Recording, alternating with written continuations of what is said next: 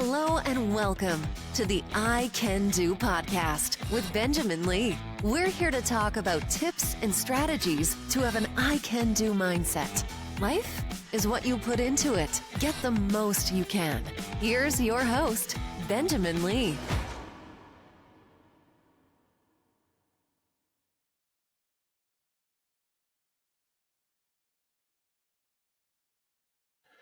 Well, hello there. It is so great to be back. Today is a very special episode. Episode number 300.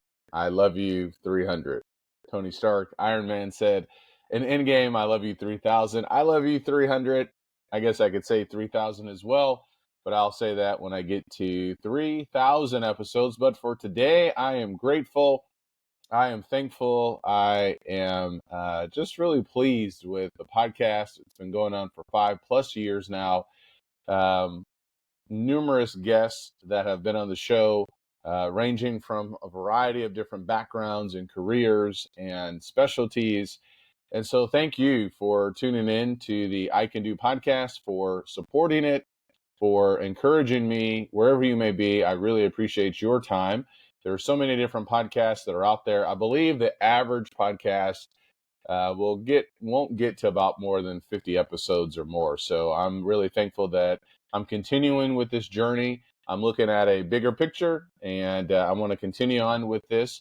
And for today, we are continuing with my Ultraspeaking project, 300 podcasts, impromptu style, using the Ultraspeaking app. Today is day number 10. So let's dive into it. And I want you to start thinking about, what if you started something today? How much further along would you be 30 days from now, 60 days from now, 90 days from now, 5 years from now? If you get started today, so many great things will happen. So let's get started. Here we go. Hello and welcome to the I Can Do podcast. Today, our episode is all about drama. No more drama. The first thing that comes to my mind as I think about drama is Mary J. Blige. Now, hear me out. Mary J. Blige, I don't listen to her as much anymore, but I believe she has a song called No Drama or No More Drama. In our lives, there's so much drama that can happen. But what if we just decided to say, I don't want to have any more drama?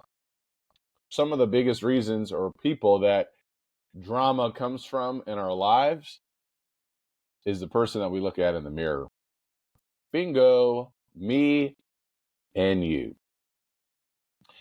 Now, there are dramatic things that can happen, but sometimes it just feels like everything becomes drama. I don't think that's how we're supposed to live at all.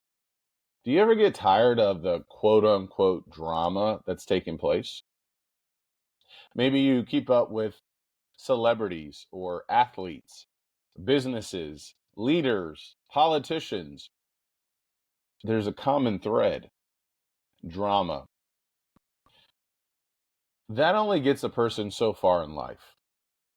The reality is, drama is exhausting, and I'm not talking about the kinds of acting or anything like that, but just how people live, where everything just seems to have drama. I guess we actually need to define what that means, because there are many people that are living with very difficult situations. So as we think more a little bit about drama, number one, we need to start thinking about making sure that we don't judge people incorrectly. It could be that a person that we look at or hear or experiences that they're going through, we may think to ourselves, it just feels like they always have some kind of drama in their lives. And it may not be for any of their own personal reasons. So I would say, as we think about drama, be careful with how you judge other people. Be careful even how you judge your own life.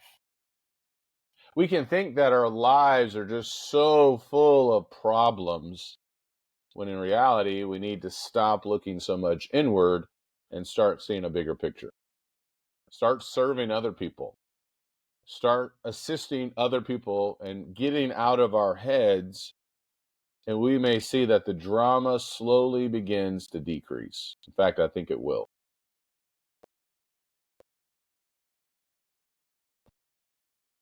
Number two, we sometimes do things in our lives that create a lot of drama. We're often very reactive. One of the 7 habits of highly effective people, one of the 7 habits of highly effective teens is to be proactive. Proactive means that we take responsibility. Proactive means that we take action. Proactive means, no, I'm going to do what's actually in my control to do.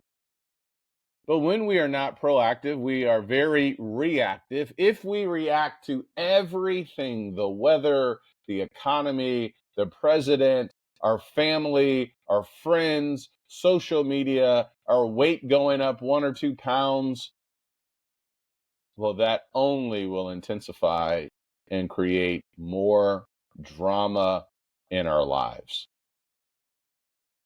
So be careful how you judge others. And then number two, don't be the source of this drama.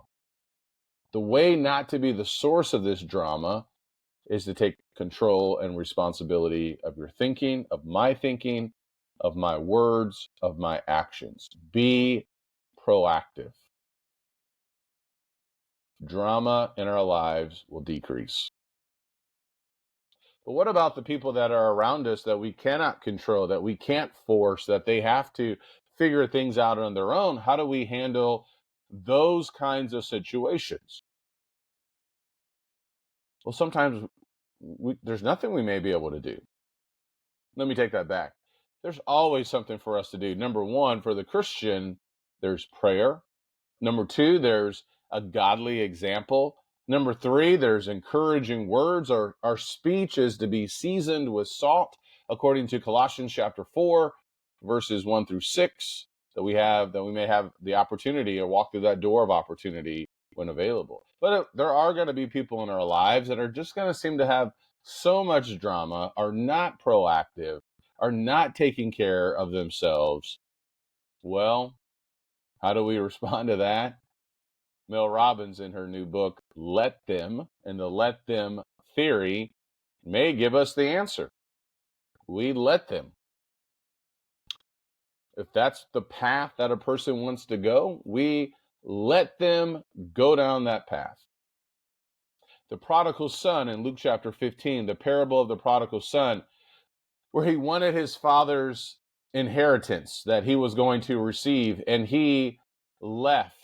His father allowed him to leave.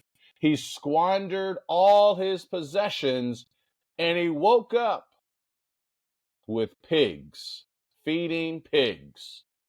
How did he get to that place of feeding pigs? Because he invited drama, sin, poor decisions into his life. Do you know what his father let him do? He let him do all those things. So sometimes when people have drama, when they want to go down this path of sin, when they want to be reactive and don't want to take responsibility and don't want to grow up, we let them. Now, I understand there are some caveats with that. There are caveats with our children, and certainly we have a responsibility to our children to help them, to navigate them. So this may not apply to every situation, but you know what I'm talking about, right? There are certain individuals, adults, who just can't seem to get rid of drama. Well, we let them. But that leads to number 4. When it comes to drama,